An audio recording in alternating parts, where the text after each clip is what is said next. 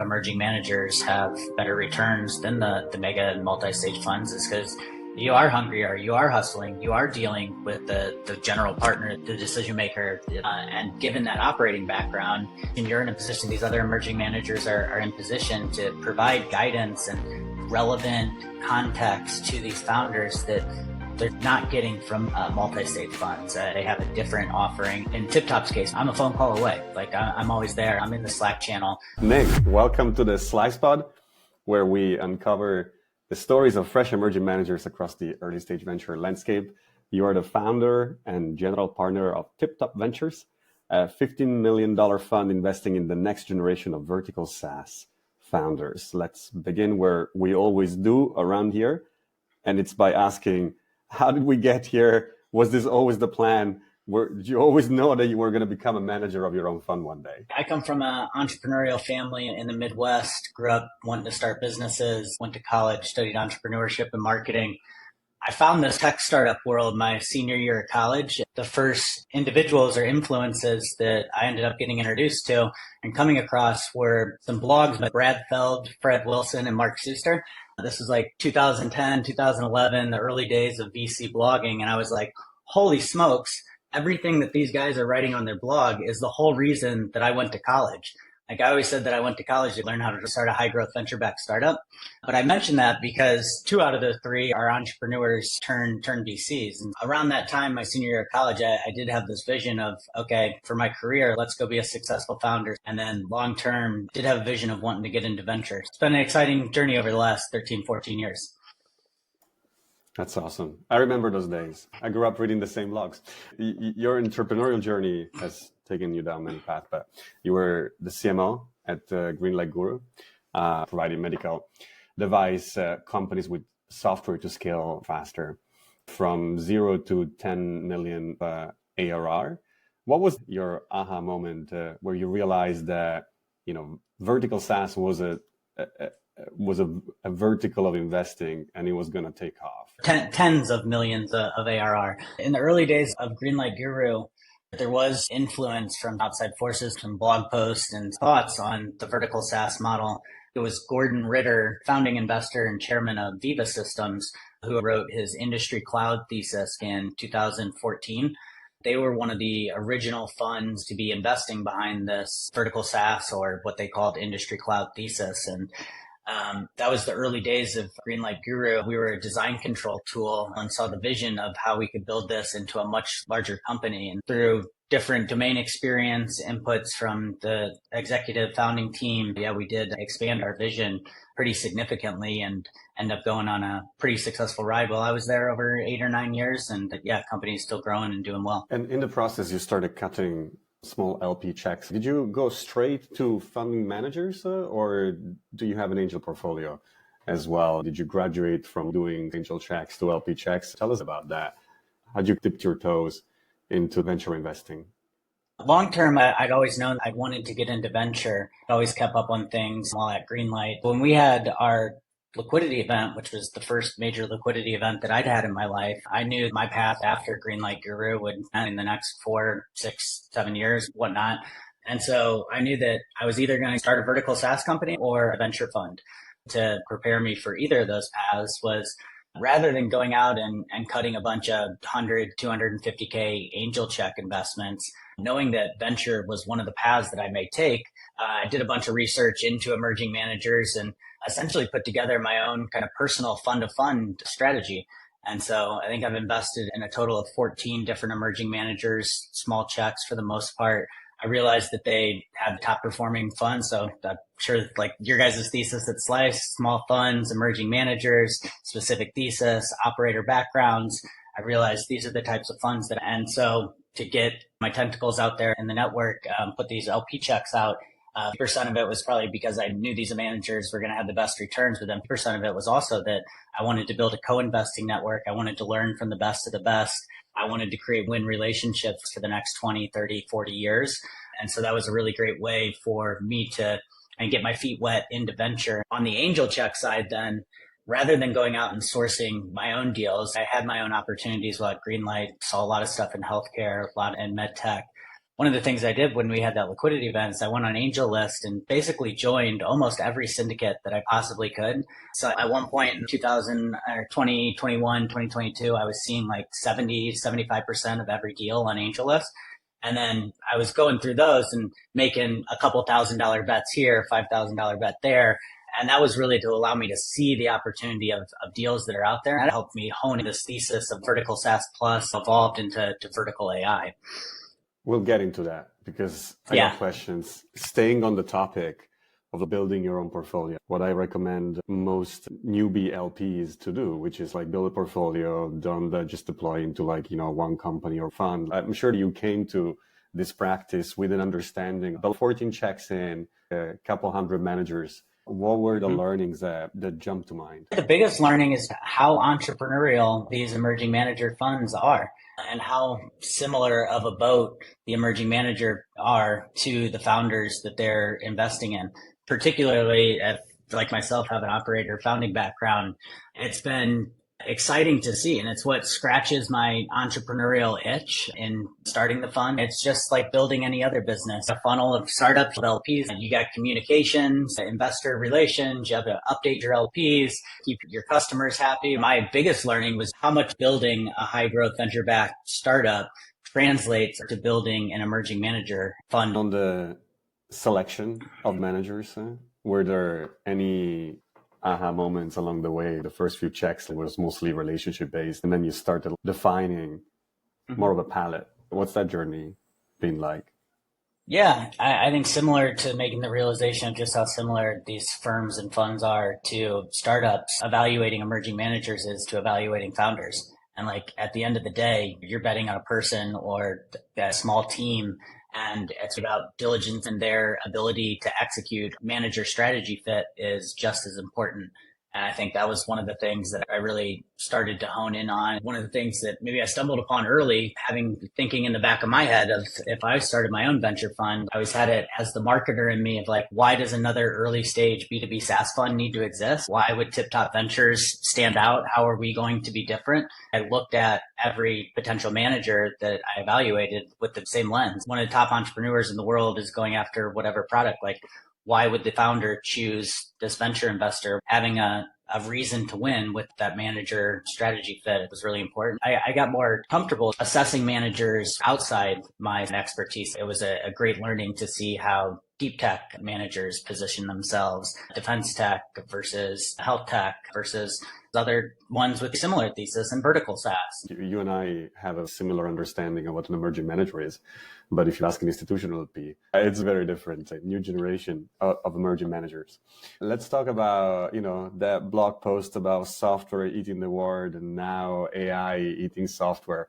And so dominating from vertical SaaS to vertical AI. How did you land here exactly? What was that process? And what can you teach us how to think about this space and how to evaluate opportunities, and what are going to be the big winners that you think are going to emerge from this specific sector of venture investing? Yeah, absolutely. I love talking about the evolution in vertical software over the last 15, 20, 25 years. When we started Greenlight Guru, what we built a workflow software specifically for an outdated industry that had legacy incumbents in it. No easy, modern to use software, mostly all on-prem. I don't think there was anything in the cloud. That defined the vertical software 1.0 era. You saw huge winners like Autodesk and Viva come out of that wave. And that's what we were building at Greenlight Guru. Around the late 2010s, pioneering companies like Service Titans, Toast, and the Mind taught us that you could start layering on these fintech products in addition to your workflow software. Now, all of a sudden, you were seeing 2 to 5 the size of the TAM opportunity that you could go after. Historically, a lot of credit to Gordon and Emergence Capital. They were ahead of their time. The conventional wisdom in most of the 2010s was that vertical TAMs were too small to support venture-backed outcomes. When we explored raising and made the decision, it made more sense to bootstrap. I'm very glad we made that decision. Now you see this larger opportunity, and it became interesting to invest in what I now call vertical SaaS 2.0. Was the emergence of workflow and fintech opportunities in the public markets. Like 90% of Toast revenue is coming from their fintech offering, greater than 50% of Service Titans revenue with their IPO in December, very highly successful IPO in December of last year. 50% is coming from the fintech revenue. So that all of a sudden now at 2 to 5x the time, now it became a little bit more attractive to venture investors. Over the last year to 2 years, when I wrote the fund's original thesis 18 months ago on LinkedIn, I talked about how valuable data was going to be for the vertical SaaS world, and vertical SaaS companies were some of the best positioned to take advantage of advancements in generative AI and LLMs because of the unique specific data set they were sitting on. Now, as we sit here, we've seen that play out. I'm going to refine the thinking around that. Now I've called it vertical SaaS 3.0 and vertical AI. Bessemer has put out great data in their 2024 State of the Cloud report that we're seeing anywhere from a 5 to 10x larger opportunity with vertical software 3.0 and vertical AI, because now all of a sudden you're not just going after the software budget, you're not just going after the transaction revenue, but you're actually getting into selling the work, building co-pilots and agentic systems that do the work, and you can start selling the outcome, and you start moving into the labor budget as well. You start augmenting labor budgets, freeing up time to focus people on more value add activities, and evolving all the way to systems of agents that agents are going to be talking to. And so again, we really believe and see that vertical companies that are focused on a specific industry, focused on a specific customer set, that can continue to expand from a really interesting LLM wedge use case into a broader portfolio of agents and areas they can handle. Very exciting times in that transition from SaaS 1.0 to vertical AI over the last 10 to 15 years. Indeed. I think you articulated well. You're not the only one that talks about this. There is a lot of folks. I feel more traditional LP base would be happy to have somebody that understands this new shift, new wave, this new curve, have a Sherpa to identify the best opportunity to invest in. How do you differentiate from your competition? I don't think there is much in terms of like what you and I call emerging managers specific to vertical AI and such. But there is a lot from the old guard, and and they have pricing power. It's difficult for an emerging manager to even be able to get into a deal, let alone leading one at the early stages. If the founder is good, if the company is good, revenues grow at a rate that makes it easy to underwrite for a multi-hundred or a multi-billion-dollar fund as a pre-seed or seed check. How do you win your deals? Do you ever feel like you have to yield to the behemoth, or do you get looped into the fold? What's the secret sauce there? Yeah, larger guys and multi-stage finance became more popular. When I wrote that thesis, I said vertical SaaS has been eating horizontal SaaS quietly, but it wasn't going to stay quiet for long. And that certainly has came true. It's no longer a secret. And I think people are waking up to the vertical AI opportunity. So I absolutely hear you. And as a small emerging fund that writes collaborative checks alongside leading investors, that's really amazing for us, because those multi-stage funds are investing at the seed plus, the A and beyond, are the funds we want to partner with and that we want to invest in our pre-seed companies. And so it's about us getting there early, provide enough value, or I should say, to enough value that those multi-stage funds want us coming alongside them and want a couple $100K value add check into their pre-seed or seed round, or even potentially coming along their scout checks and acting somewhat as a scout to the opportunities they're looking at. And I see it as much greater of an opportunity that they're coming around to that. And it's bullish for TipTop that they see the world very similar to we do. And so then how do I differentiate from more of my peers? In the early stage, a founder may have a lead, a co-lead, and maybe 3 to 5 value add checks around the table. Again, as a collaborative fund that has a network of over 250 other venture funds, I had over 130 VC partner one-on-ones last year. I'm always out there talking, seeing what are the great deals, where could we have opportunities. But then this really leans back to one of my unique realizations as to why I had an experience that gave me a right to win with the top founders in the world. Is just my operating background and the experience that I've had at Greenlight Guru allows me to win opportunities that are highly competitive. For an example, there's one of our 7 portfolio companies to date is one of those high-flying vertical AI companies that has all the tier ones kind of vulturing, looking to preempt their Series A. I don't want to give away any news, but very exciting that multiple competing term sheets. Got one from a tier 1 VC. It's the first markup in the fund. Very exciting, but it was my experience at Greenlight Gear allowed me to win that competitive opportunity at the pre-seed stage. Multi-stage funds preempted their Series A and skipped their seed round. We were able to get our full allocation and full check-in at the pre-seed and then offer our pro rata allocation to our LPs because of the value add that we were able, in that particular case, we were able to win the right to exercise some super pro rata. Touched on it lightly, source of deal flow. Is it where this comes from? Where do you find founders, especially so early, that like maybe there is no VC looking at them whatsoever? Maybe it is just an angel round or a scout round. Do you have a process? Do they come to you? Do you go to them? Absolutely. This comes back to one of my big learnings, how similar a venture fund is to a high growth startup. Building a sourcing engine is no different than building a go-to-market engine. You have three ways: inbound, outbound, and partnership. Your marketing should have a mix of all three. A venture fund should have all three. That's what TipTop looks like.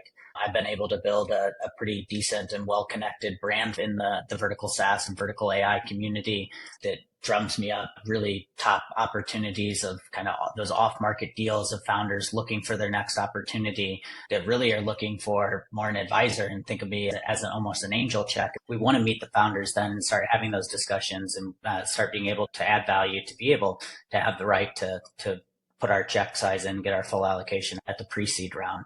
So I've been able to build a vertical SaaS AI brand that's attracted great inbound opportunities. We've taken a prepared mind approach in vertical AI. I do like to say that the fund is industry agnostic, business model specific, but where we see the greatest opportunities are in legacy industries like construction, transportation, supply chain, energy, healthcare. And we have done some selective outbound in different pools that we fish in on those themes and theses. And then one of my big learnings and lessons as well is just how network driven this is. As a solo GP, you rely on everyone else. And as a solo GP, it's anything but solo. You live and die by your network. When I came into this 2 years ago, I thought building that inbound sourcing engine with my background in media was focused. Now, a year and a half later, that's still important. But the brand matters as much as attracting deals. You get involved with founder groups, the word of mouth starts to go around. Same thing with your co-investing network and then the funds at the later stage. Now with 14 LP investments, over 100 angel investments via mostly SPVs, directs as well, an LP network of over 25 LPs. It's starting to get out there. And I guess that you could call it partnership, you could call it inbound, but getting a lot of opportunities that way. We spoke with an emerging manager duo who created a vertical AI for emerging managers and is using it not just for sourcing of deal flow, but also to enable them to run a due diligence, portfolio tracking, and value add. Since you operate in the midst of all of this, like, you talked a lot about the human connection that is the key to your success. Do you use any tools or AI workflows to help you as a solo GP? I believe in the future, and maybe the difference between success and failure of venture funds, if they can adapt and start to leverage these different AI tools across all processes of sourcing, picking, supporting. When I set out to build TipTop, I had the vision of building an AI native data driven fund from the start and to operate much more like a startup than a traditional venture fund, to enrich our CRM with new opportunities that meet our criteria in those themes and areas that we're looking at for us to be able to proactively reach out. Yes, and it's an ongoing and evolving process, I'll say as well.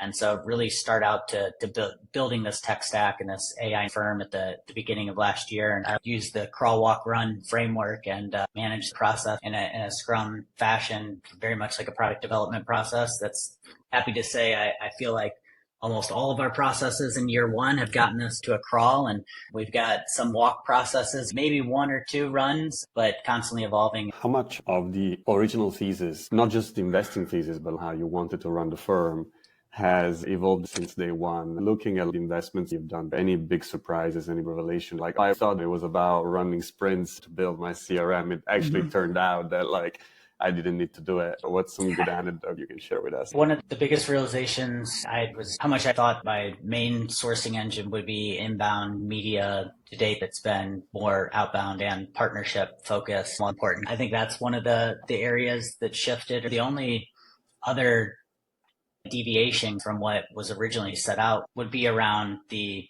evolution of our vertical software 3.0 and vertical AI thesis, the natural progression of keeping up with the market as well.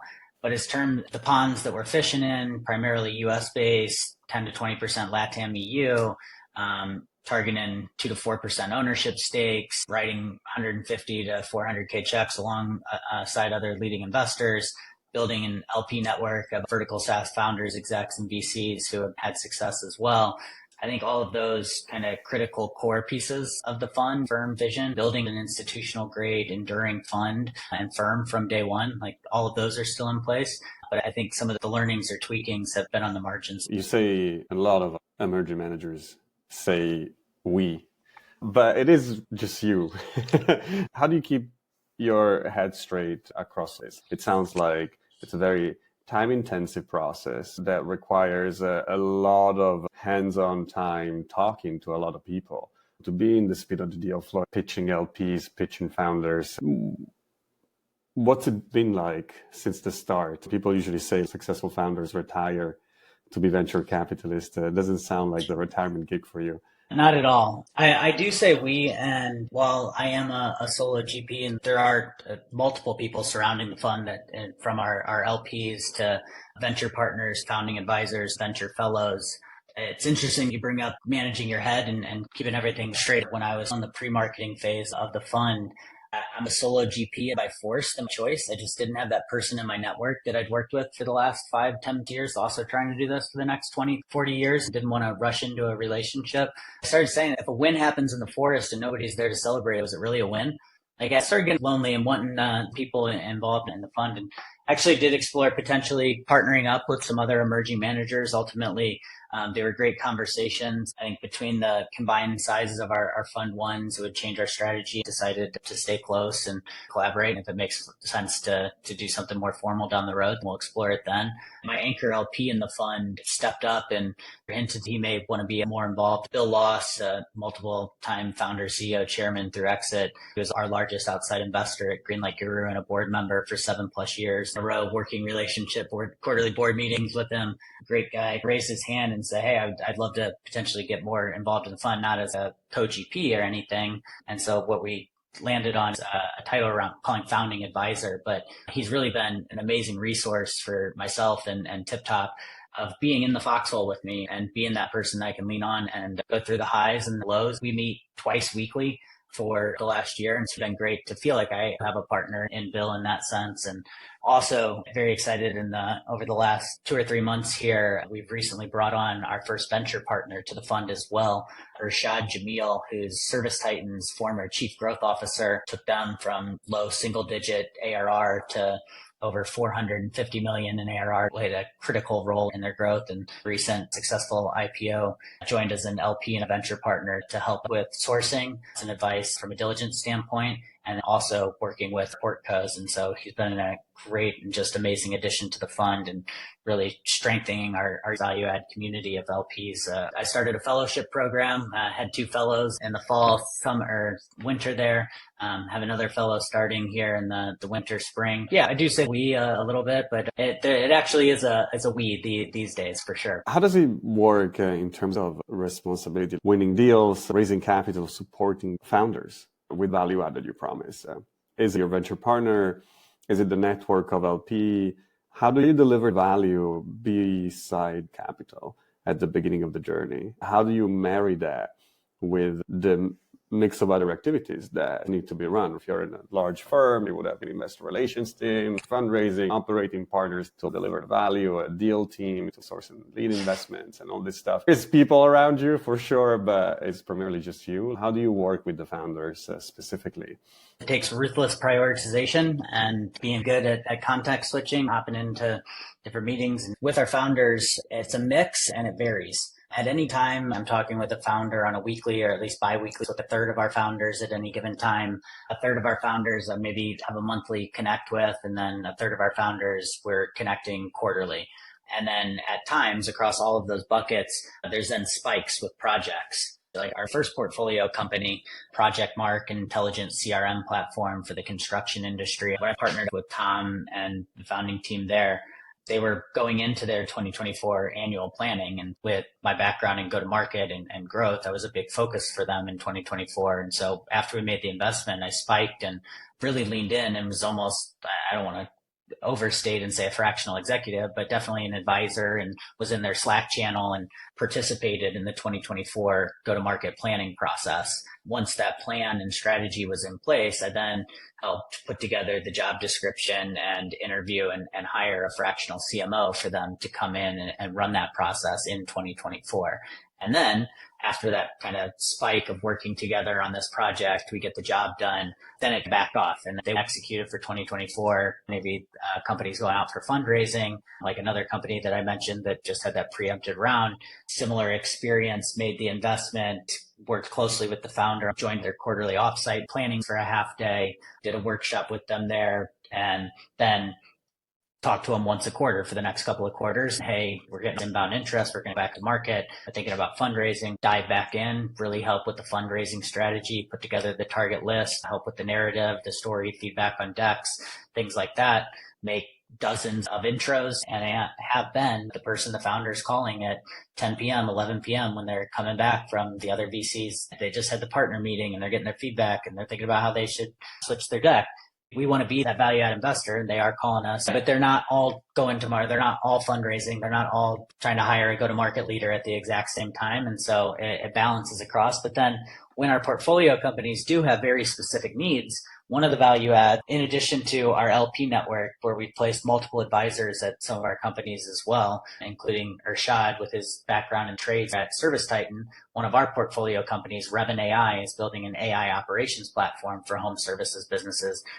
There's almost no one better in the world to be an advisor for him on the go-to-market and growth front. So we connect Urshad with Revin. Quinn's amazing. This is awesome, huge value add. And then they put their own relationship and he joins as an advisor. That happened at another one of our portfolio companies as well, with the former SVP of payments and fintech at MindBody. Very similar approach. That's how we expand outside of just myself and the network. I've started to build the TipTop VIP service provider network. One of the things I learned building Greenlight Guru, right next to talent, you find similar service providers or boutique consultants. Finding them can be as hard as finding executive talent. If we can create relationships with the best of the best firm, paid marketing, or in CFO services, or in design or go-to-market strategy, we can offer those resources. Don't spend 2-3 months doing an evaluation process. These are the top vendors in the world. Let us make an introduction. And then as we're getting all the updates and whatnot, we can proactively offer those, knowing that that's a benefit that we offer. And so those are ways to extend myself and deliver value to our founders. It's not too different from what a big multi-stage firm will promise you as a founder. But the difference is that you're a much smaller team, but you also take a lot less ownership. There is something there that, it's interesting as you were talking, that I'm starting to realize a lot of this new emerging manager class that you're a part of, it's definitely hustling harder for a lot less of the pie. It's the entry price to the marketplace. You're going to deliver a lot more value for a lot less capital, for a lot less ownership. You're going to work harder for the right to fame to get to the next fund. But what do you do better? This is not to say you're necessarily competing with them, but a lot of the pitch sounds similar. What do you do better? Yeah, 100%. We're not competing with them. Emerging managers have better returns than the mega and multi-stage funds, is because you are hungry or hustling. You are dealing with the general partner, the decision maker. And given that operating background, and you're in a position, these other emerging managers are in position to provide guidance and relevant context to these founders that they're not getting from multi-stage funds. They have a different offering. In TipTop's case, I'm a phone call away. I'm in the Slack channel. I just did this recently. If I didn't just do it, we have the network in our LP network of other founders and execs in the vertical SaaS realm that have done it recently. And we can provide you that resource on demand that you're going to talk directly to that executive and that they have an aligned interest with you being LPs in the fund. I don't know that other multi-stage funds are working that closely with their founders. I'm proud to say of our 7 portfolio companies, 6 founders told me we are by far the most value add investor for our investment size. Love talking to me, love inviting, telling other funds they're invested with, hey, send Nick more deals because Nick's amazing to work with. And again, I think part of that is also just being a human and being like an executive and being able to have empathy and compassion for the founders, executives, and the founding team. There's something to being easy to work with and then also being able to provide the value behind it. Yeah. Relative to check size, that's the key, right? They are working as hard as you are, but not for 2% of the company. And so they will be a phone call away, but it's going to cost you a little more than 2% of the company. So that's the interesting piece.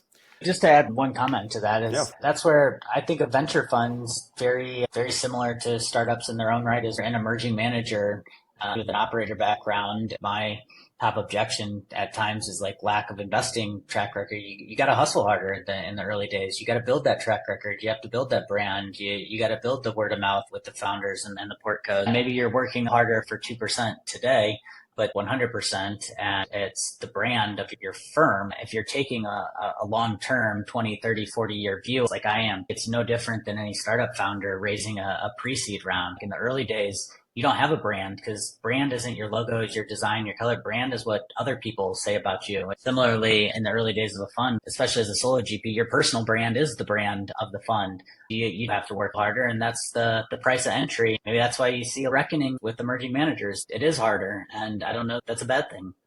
Do your LPs understand the game you're trying to play? Are they coming in because of your prior relationship? They've known you as a human being, as an operator? Or do they see the game? Do they understand more hustle equals better returns? Owning 100% of the pie, even if it's a small slice, is going to get you more invested than owning a tiny piece of a bigger pie. Do they come to your fund understanding the game? I think of LP ICPs, ideal LP fits, and we have a few flavors of those LP fits. I have some LPs that I've helped make money for in the past at Greenlight Guru and other places, and maybe are coming into this with a belief and more of a friends and family type of check and believe in me. I've shown I can deliver on promises and drive a great return. While they may not understand all the intricacies of the venture gaming, they believe in me. And there's more of the vertical SaaS exited founders and executives that I chat with. It ranges on their venture experience, PE experience, how well they understand the game, how many LP checks are they doing, their first LP check versus taking more of a portfolio approach like me, and have they made half a dozen LP investments at this point. I think those folks that are a little bit more mature do understand the game. They ask the hard questions, get the cons and pullbacks. Then you have the third ICP of emerging manager fund of funds like Slice and other family offices that focus on smaller emerging manager funds. I don't need to tell you what you guys care about, but it's slightly different. You guys understand the game and see there's alpha in this strategy. One thing they all realize, and I realized writing our 2024 P update, is how much work, effort, and hustle go into getting anything off the ground, including the venture fund. What happens after this first vintage? Does it scale beyond you, or is it always going to be a crafty little venture firm? You can know your strategy, but you take the information on the field and respond to the market. We don't have a goal of becoming a multi-$100 million fund and competing to win deals at the Series A and funds 4 or 5, whatever that looks like. However, continuing to increase fund size up to somewhere around 75 to 100 million, potentially bringing on another partner or two and scale up our ownership target is definitely something that I'm thinking about. And I think is well within the realm of possibility. I think continuing to stay with the operator background to play in the games that we know we can win, that we can still add collaborative checks and have a fund size and a model that can still allow us to win co-leading checks with 7, 10, 12% ownership without 20, 25% ownership, and continue to run that model back again with funds 3, 4, 5, 6, and do this for the next 30 to 40 years. That's the craft game that you're talking about. That's the game TipTop is looking to play. What were the hardest things about transitioning from an operator to a first-time manager? We talked a bit about the similarities, right? Yeah. What was the hardest part? Not having the team to play for. If a win happens in the forest and nobody's there to celebrate, was it really a win? Now that the fund's a little bit more mature, we have 25 plus LPs at 7 portfolio companies. There's a venture partner, founding advisor. People are rooting on, like at Greenlight and my media company. You're playing for the team, the guy, the gal next to you. You're rallying together. In the very early days, in the pre-marketing phase, when I was truly solo, and there's a lot of uncertainty, and the markets were not as great in the end of 23 and going into this. I think that was a little more difficult. That did feel like this very solo adventure into the wilderness on my own. Maybe not what would get me excited for the next 20, 30, 40 years. I got to be playing for a team, something bigger than myself. Now that I have the scaffolding and infrastructure around and people, I don't have that same missing. That was a big transition, going from a decent sized team, over a couple hundred employees at Greenlight, and over 65 under my purview, to 0 after 9.5 years. Every Monday morning being ready for meetings and that routine and rhythm, getting out of that was a bit transition, but now have built those new rhythms and the new operating cadence of myself in the venture role. How do people get in touch with you? Let's say I'm an LP, I've heard this conversation, I found you inspiring, or I'm a founder building the next generation of AI vertical SaaS. What's the best way to get in touch with you? The best way to get in touch is via email, nick@tiptop.vc, or on LinkedIn. Send me a request. You've just listened to another episode of Slice, the podcast for emerging managers. Make sure to subscribe to our Substack to not miss any future episodes. And special thanks to John Gleason over at Success Venture Partners for connecting us with Nick Tippman. See you next time.